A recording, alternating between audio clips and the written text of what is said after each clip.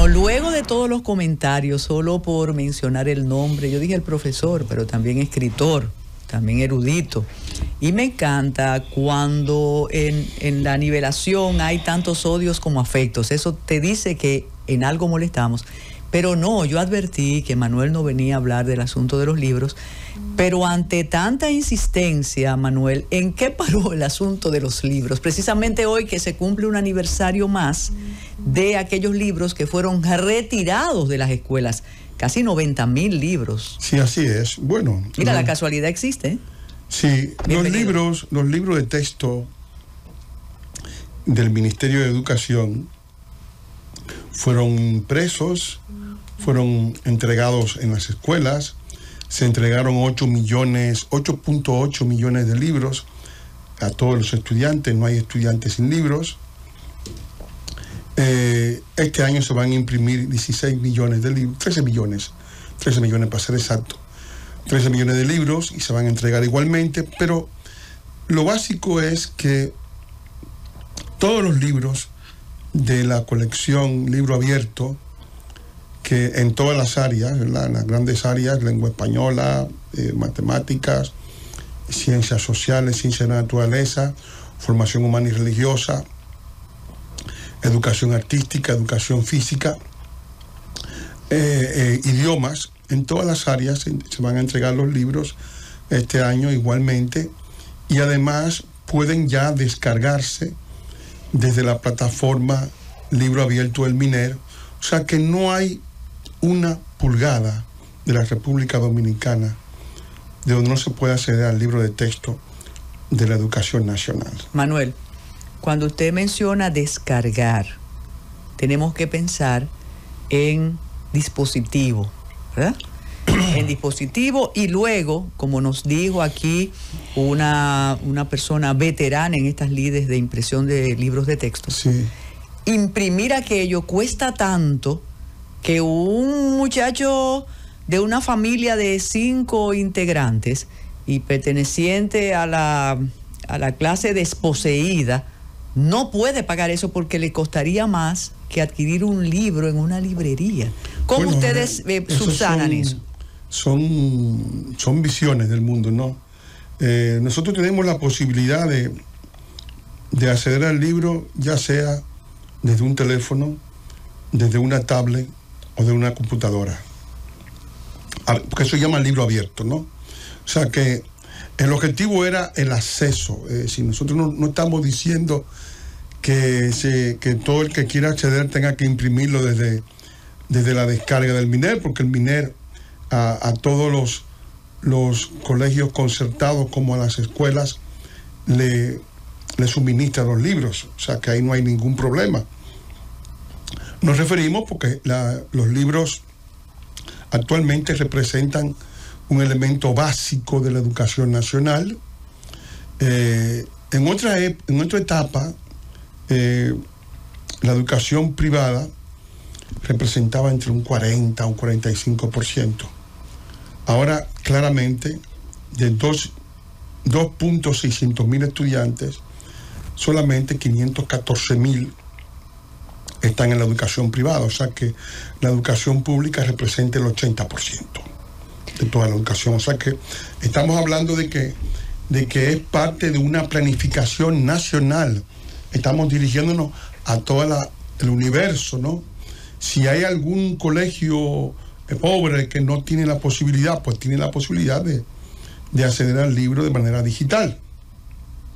O sea, que eso es lo que hemos querido, es que no haya penuria de libros, que el libro no sea un obstáculo. Antes las familias se endeudaban, tomaban un préstamo, e incluso se llegó en algún momento a imaginar un salario en julio para el libro de texto. Sí, sí. Porque era realmente un asunto verdaderamente oneroso. Ya no lo es. Ya el acceso es universal en todo el país, en todo el territorio de la República Dominicana. Mira, yo quiero, desde que usted llegó, preguntó por Carolina Ramírez. Tanto ella como la señora Sara Ramírez están en un viaje muy importante y sabemos que van a traer noticias más que importantes cuando regresen. Manuel, de inmediato saludan tu optimismo. Y depende del cristal con el que nos vean. Espérate. Porque primero, para algunos tú eres el escritor, el erudito, el profesor, el antihaitiano, el que sabe de los libros, y alguien muy acucioso y muy querido nos dice, pero ¿por qué Manuel está hablando del problema de educación? Porque él está encargado, bueno, dígalo usted. Yo soy el director de la unidad editorial Libro Abierto. Soy igualmente autor del libro de texto de educación, lo he sido durante muchos años. Trabajé en Susaeta, trabajé en Santillana, hice varias series en ambos lugares. O sea que tengo, creo, alguna experiencia, tendré, ¿verdad? Precisamente, yo que lo sé y que hemos conversado antes, sí, algunos te imputan los sesgos ideológicos en algunos de esos textos y el reclamo a organizaciones religiosas. Pero ya eso es agua pasada y no mueve el molino. Eso fue antes de comenzar el año escolar. ¿Qué hay con eso, Manuel? No entiendo muy bien la pregunta. ¿Los sesgos ideológicos en qué sentido? Porque dicen que no reconoces bondades, y ya vamos a llegar a tu otro tema, sí, que son textos antihaitianos y que además... No, yo no escribí ninguno de los textos que están publicados. Yo no escribí ninguno de los trabajos. O sea, los textos que se publicaron, nosotros teníamos dos preocupaciones, teníamos nosotros, ¿no? La primera preocupación era la cobertura. Llegar a todo el universo escolar de la República Dominicana, porque la educación es la gran planificación mental del país, ¿no? Es decir, tú estás formando el país, ¿no? Tiene que llegar a todo el mundo. Y la segunda preocupación era la calidad. La calidad no siempre se obtenía, porque muchas veces habían algunas empresas que cogían libros y los reescribían y hacían toda una serie de plagios, una serie de cosas, ¿no? Se buscó a instituciones académicas solventes.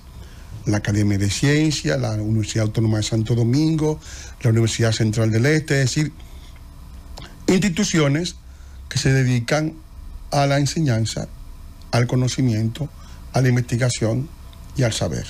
Eso no se hizo con tiempo, es uno de las acusaciones que se le hacen. Bueno, a ustedes. Se hizo con tan poco tiempo que dio resultado, ¿verdad?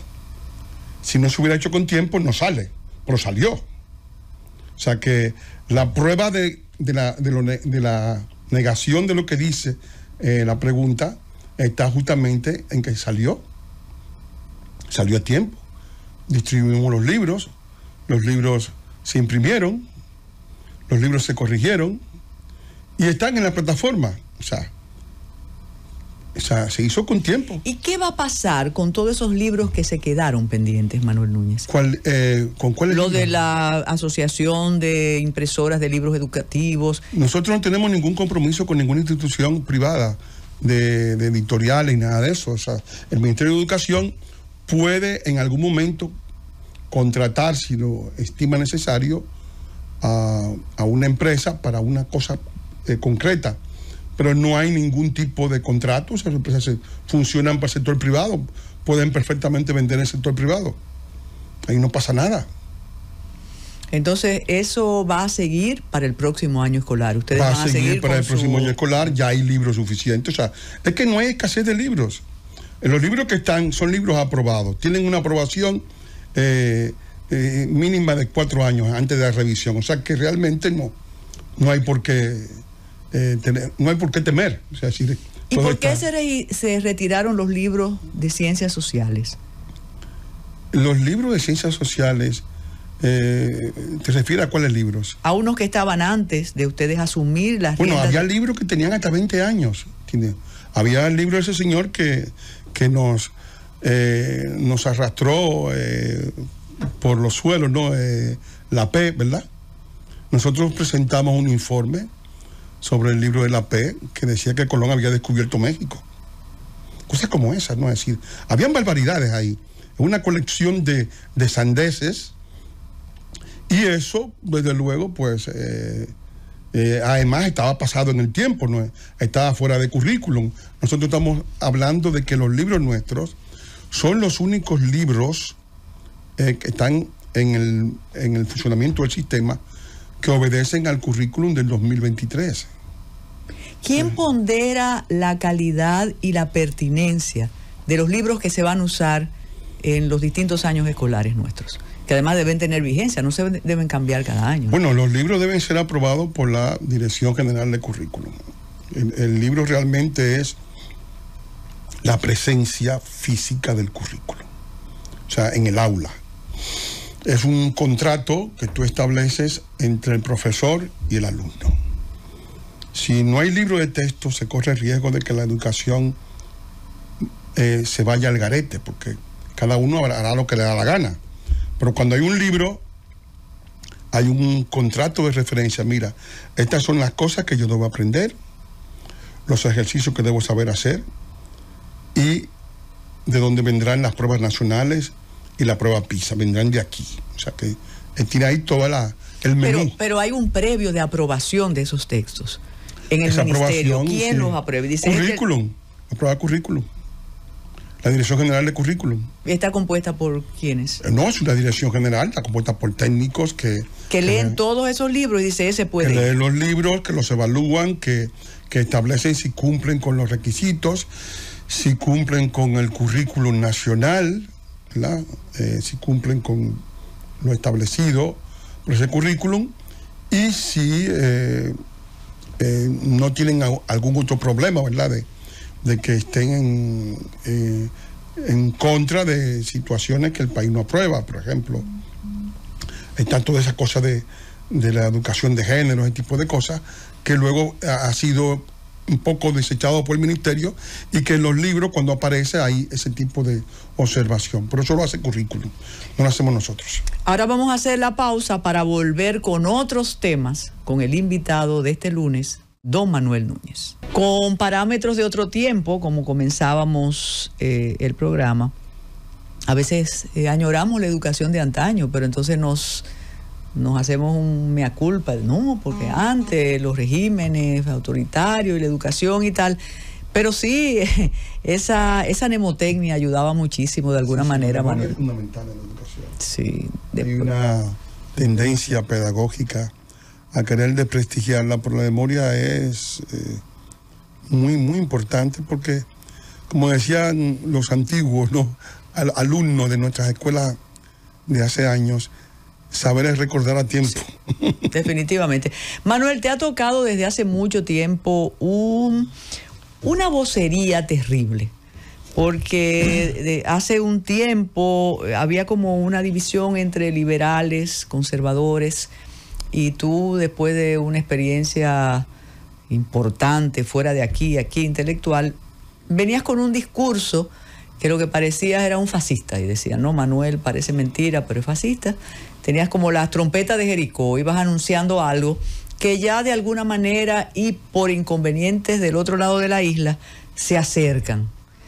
¿Cómo te sientes con un discurso que en principio fue terriblemente vilipendiado y ahora tú ves que se suman personas que jamás pensaste que se iban a sumar? Mira, yo pienso que una de las cosas que yo entendí, porque yo entendía perfectamente ese discurso,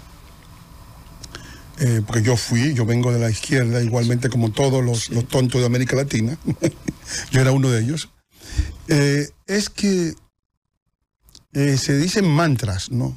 Y la gente repite un mantra como una cosa, una forma de una descalificación. Yo llamo el pensamiento monosilábico, de monosílabos, ¿no? Y uno de los mantras para descalificar a cualquier persona es decirle trujillista, ya. Exacto. Está condenado, no tiene nada que buscar.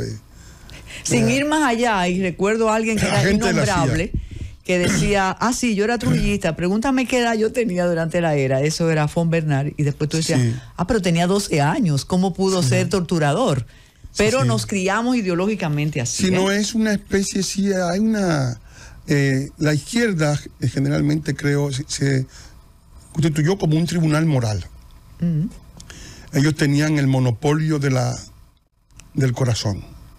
El resto, que no era de allí, era unos desalmados, no tenían alma, comían niños crudos, ese tipo de cosas, ¿no? Todo ese tipo de discurso teratológico, mostrenco, cuyo objetivo básicamente es dividir el mundo en dos bandos. El bando de los buenos, que ellos representan, y el bando de los malos, que son todos los demás, ¿no? Entonces, mucha gente tiene la tendencia, cuando examinan un problema, a verlo siempre desde el punto de vista político, desde esa óptica política de los años 60. O sea, para ver si algo vale la pena, hay que ver cuál es la posición de izquierdas. Para ver si entonces, eso dice Sabater en sus memorias ahora. Sí, entonces, si no es así, pues estás entonces, comes niños crudos, es decir, eres un monstruo, todo ese tipo de tonterías que se han ido repitiendo y que mucha gente ha ido evaluando y que se han ido desvaneciendo a medida que en el propio campo, ¿no?, de su propia familia, han surgido el desvelamiento, han abierto los cadáveres, ¿verdad?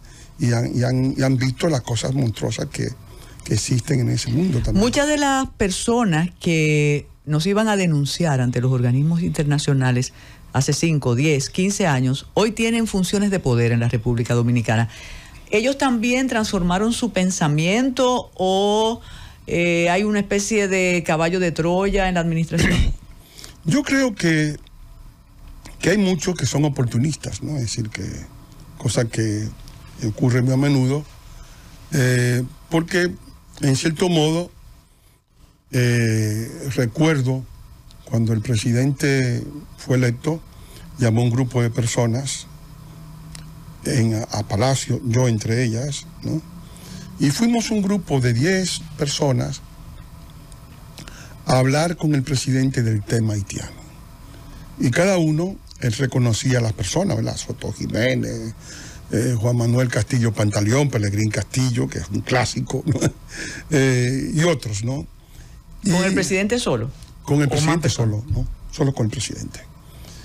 Y cada uno le planteamos lo que pensábamos. Yo le planteé naturalmente lo que pensaba, le dije, mire, nosotros nos hemos desgastado, nos hemos quedado roncos buscando firmas para que se construya un muro. Y bueno, él dijo, no, pero yo lo hago. No me preocupe, yo lo hago. No sabía si le creí o no le creí. Yo dije, bueno, los políticos son así. Pero llegó el mes de febrero y anunció que sí, que lo iba a hacer. Y entonces, posteriormente, un grupo de los amigos tuyos de la prensa organizaron una reunión con el presidente y los haitianos, ¿no? Toda la socialité haitiana, ¿no? La élite que ya está aquí. Sí, la socialité que... Algunos vinieron de Haití, ¿no? Sí. Esa gente elegante, ¿no? Bien perfumada y fueron a hablar con el presidente. También solos, ellos y el presidente.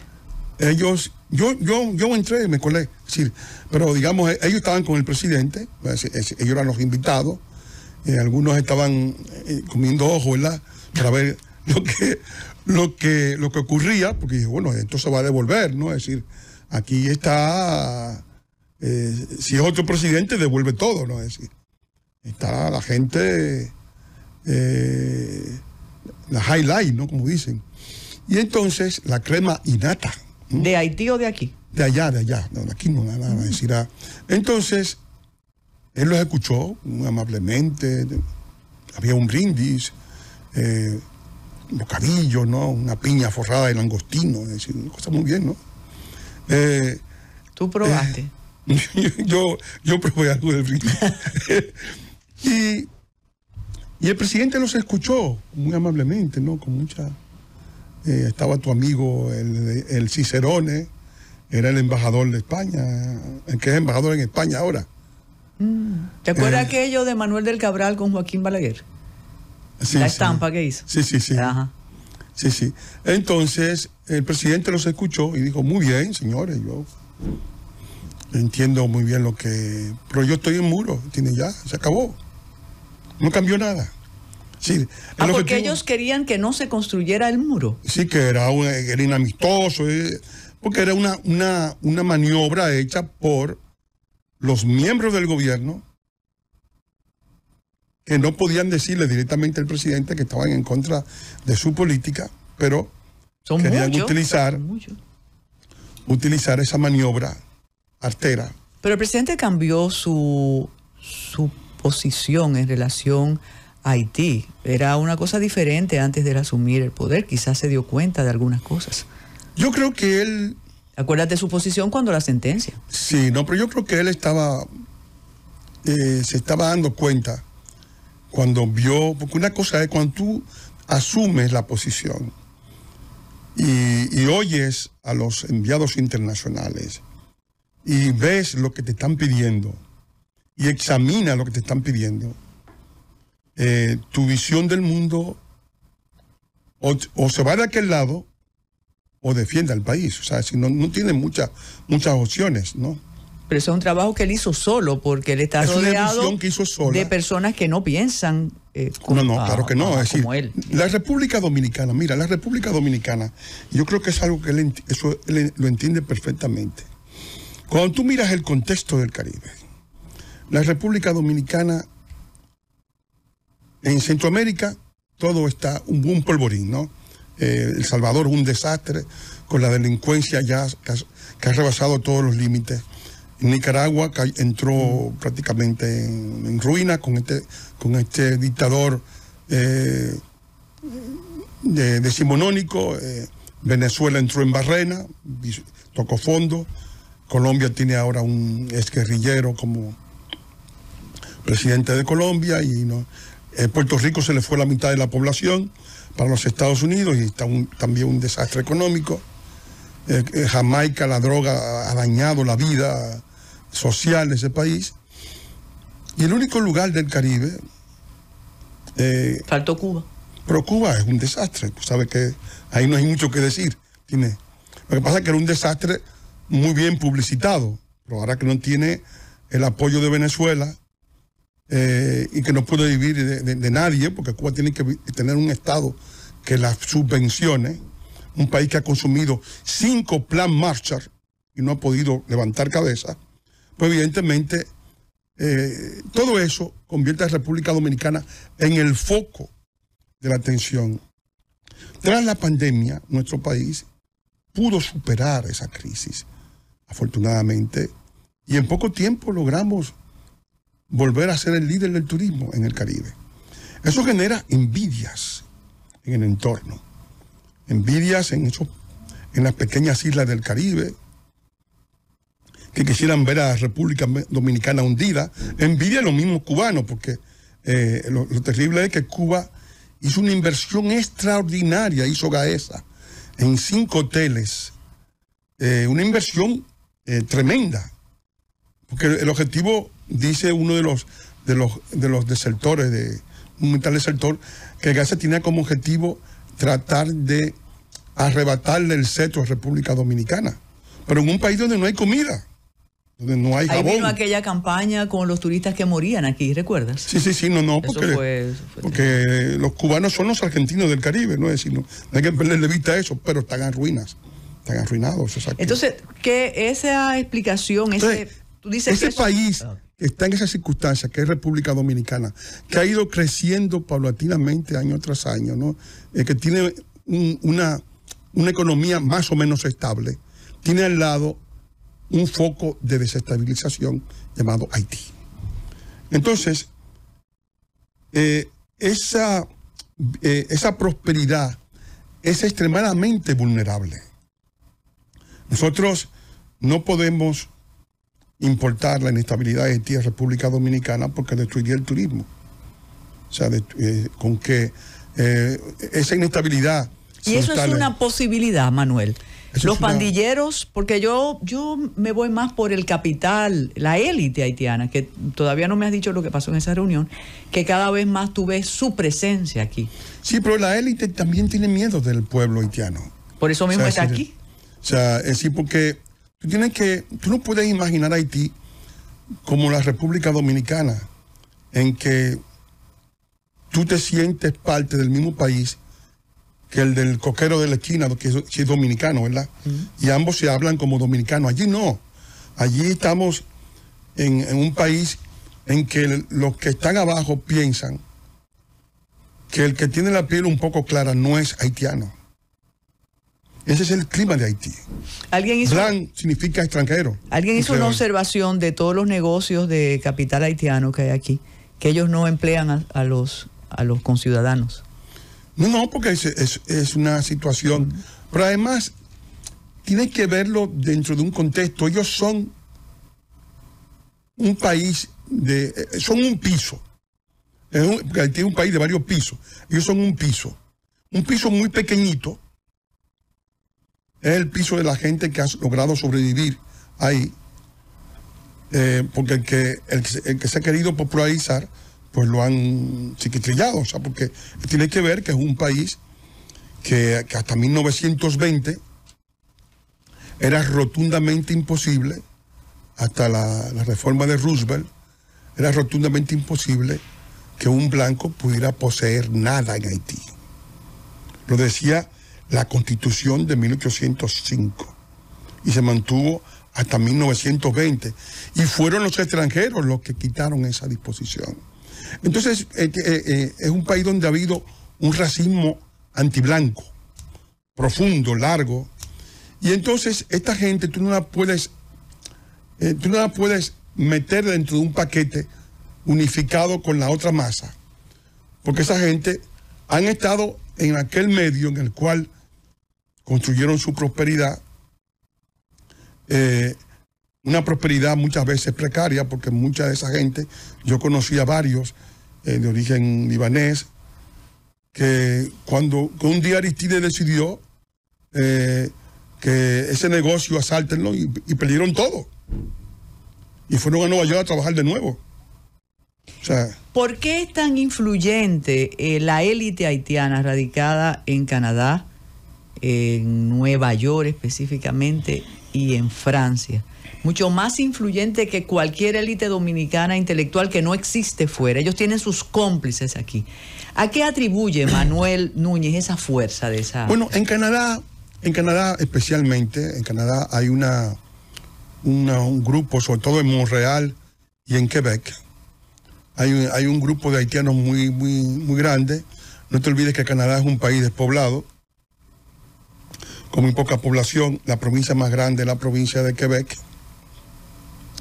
Y los haitianos que tienen una vinculación con la francofonía, los que estudian en las escuelas, ¿verdad? La hacen valer en Canadá, y allí muchos de ellos han logrado puestos de diputados o representantes en las cámaras del Quebec o de Montreal. Eso estamos hablando de una Canadá donde la densidad poblacional es 4 personas por kilómetro cuadrado. Tiene un país inmenso, de 9 millones de kilómetros cuadrados, con unos 40 millones de habitantes. O sea que realmente allí ellos tienen un peso, porque los políticos dependen directamente de las personas y van a todas las comunidades. Y la comunidad haitiana funciona como un partido, ¿no? Como un grupo. Y los políticos le hacen mucho caso. Justin Trudeau habla directamente con la comunidad, porque es un país que, aunque uno lo ve muy grande, no existe esa impersonalidad que hay, por ejemplo, en Estados Unidos, donde es una sociedad enorme, y no hay ese tipo de cálculos diferentes, ¿no? Eso en Canadá. En cuanto a Estados Unidos, ellos operan diferentemente, porque en los Estados Unidos se suelen cambiar, poner su nombre en inglés, cosa que se puede hacer cuando eres ciudadano, y entonces militan en el Black Caucus. Y han usado el Black Caucus contra la República Dominicana. O sea, el Caucus Negro opera como un grupo racial y no como un grupo nacional. Es decir, hay una especie de, si se quiere, de sionismo negro, ¿no? Cosa que es un absurdo, porque la negritud no une a nadie con nadie. En África todos son negros y hay naciones diferentes. Hay 54 estados. Pero ellos invocan eso como una forma también de tratar de... Pero hay muchos dominicanos, iba a decir en el exilio, pero fuera de aquí, que piensan así. Bueno, están Victorino y Torres Allén, no son tantos dominicanos. Ellos son minoría en Estados Unidos. Esos dominicanos son minoría, no son muchos dominicanos.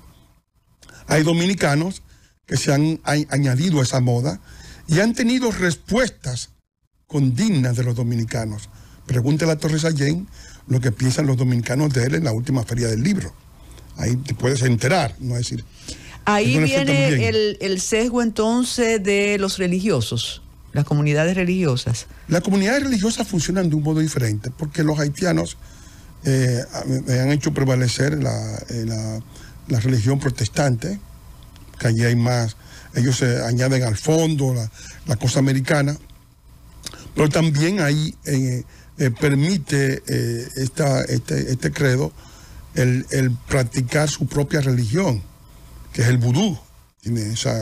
Porque en Estados Unidos hay las dos cosas, el vudú y la religión protestante, aunque son cosas absolutamente distintas, porque la religión católica celebra la vida, ¿no? Y el objetivo es la búsqueda de la vida más allá de la vida, la búsqueda de la vida eterna, mientras que el vudú celebra la muerte. Tiene su gran patrón es el varón Samedi y Mamá Brigitte, la mujer del varón. Es decir que en realidad son dos ramas religiosas distintas, ¿no? Hiciste el perfil de Canadá, de Estados Unidos y los haitianos desde Francia. En Francia es distinto, porque en Francia los haitianos, con Aristide sobre todo, porque cuando Aristide estuvo en el poder, Aristide lanzó la tesis de tratar de extorsionar a Francia, diciendo que Francia le debía 22.000 millones de dólares americanos por haberle hecho pagar la deuda de la independencia.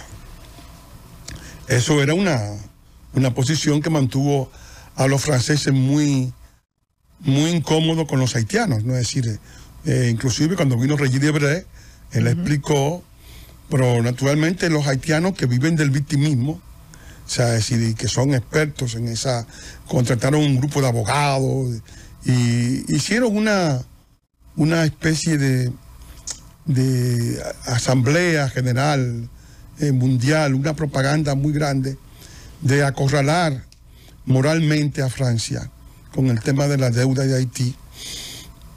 Deuda que tú te dices, bueno, y esa deuda es posible. Es un disparate, pero bueno, ellos la invocaron y finalmente cuando viajó el ministro Latortue, que fue el primer ministro, declaró que no, que ya Haití había renunciado a esa pretensión. Manuel, durante la dictadura divalierista, bueno, como en todo régimen de fuerza, había una especie de control tanto aquí como allá. Sí. Después vinieron las transformaciones, coqueteando con la democracia, pero ¿dónde tú colocas el inicio ya del desastre institucional en Haití? ¿Por qué hemos llegado hasta aquí? ¿Y por qué nos atribuyen a nosotros responsabilidad y necesidad de acoger aquello? Mira, yo pienso que Haití se mantuvo un poco congelado durante la etapa de Duvalier, que empieza en 1957. Y posteriormente vino un periodo de descomposición, ya cuando llega Baby Doc, ¿no? Duvalier era Papa Doc. Baby Doc, cuando llega Baby Doc y se casa con la Benet, que era una mujer muy fastuosa, que gastaba mucho dinero del presupuesto público y que fue allí nada más a enriquecerse, se creó una mayor crisis y él perdió el apoyo de los Estados Unidos y ya se dio, cuando le pidieron que se fuera, se fue y en el año 86 dejó el país. Después, ¿no?, regresó a visitar. Después regresó ya viejo, ya acabado, sin dinero, arruinado. pero digamos que él aceptó la demolición del régimen anterior. Y entonces, luego, pues vino la etapa que llaman, entre comillas, democrática, etapa que Haití nunca ha tenido en su historia, porque nunca ha habido... Entonces, cada uno de los que llegan a la presidencia, de los militares o de los políticos, tienen el síndrome de convertirse en presidente vitalicio, president à vie, llaman ellos. Y claro, siempre lo quitan porque son pretensiones de reencarnar nuevamente en el único régimen que ellos han creado, que es el gobierno vitalicio, que fue el régimen de Moïse Petion. quería ser vitalicio. Sí, todos quieren ser vitalicios. ¿Tú tienes alguna explicación del magnicidio? ¿O te vas más a lo personal, a la traición conyugal y demás? No, yo creo que el magnicidio, que fue ejecutado por 28 personas, algunas haitianas y otras procedentes de extranjeros, pero que hubo ya en los Estados Unidos, hay 3 personas condenadas por ser parte de los autores intelectuales, creo que Rivera, Joseph y Yar, de origen árabe, haitiano, y estas personas, al parecer, la relación que se le puede, digamos, conectar con Moïse, que estaban todas ligadas al tráfico de estupefacientes, es decir, que hay una especie de ajuste de cuentas mafioso. Moïse ya había cumplido su tiempo, sí, ¿verdad? Es decir, se le cumplió el 7 de febrero y estaba dispuesto a seguir violando la ley porque la gente resiste, ¿no? Es decir, él pensaba que contaba con los apoyos necesarios para resistir y no fue así. O sea, entonces, a partir de ahí viene la debacle. ¿Tú crees que Guy Philippe es enviado por los Estados Unidos? Yo no lo sé, pues yo creo que los Estados Unidos a veces juegan doble juego. Hubo un doble juego con Cedras y Aristide.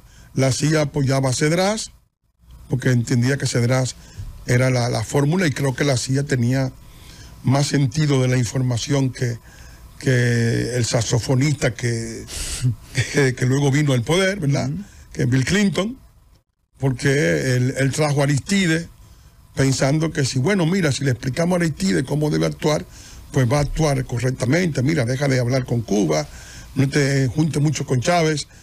Pero realmente la elección de Aristide fue pues negativa, como lo fue también la elección de Martelly, que quedó en tercer lugar, porque quedó Celestin y Mirlanda en primero y segundo lugar, y el que estaba en tercero finalmente lo convirtieron en presidente. Los organismos internacionales y algunos sectores haitianos piensan que la solución está aquí, de este lado.